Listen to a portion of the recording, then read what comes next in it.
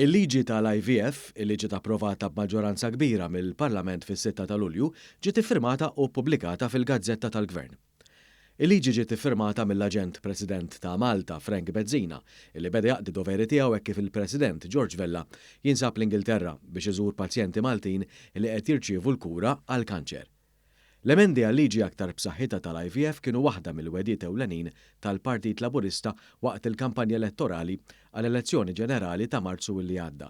Il-Partit Laburista wieħed illi fi żmien mitjum ta' Gvern Laburista ġdid dawn l-emendi kienu jkunu għaddew mill-Parlament. B'riżultat ta' dawn l-emendi se jiżdiedu n-nies li jgawdu mill-proċess tal-IVF bla ħlas b'età tola għal 45 sena.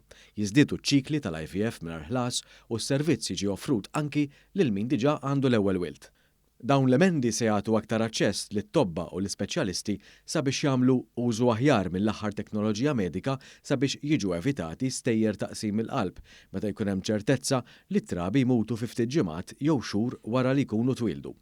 Id-Deputat Prim Ministru u Ministru għas-Saħħa Chris Fearn qal fi tweet li din il-ġimgħa stess il-Gvern se jippubblika l-avviż legali bil-protokoll aġġornat.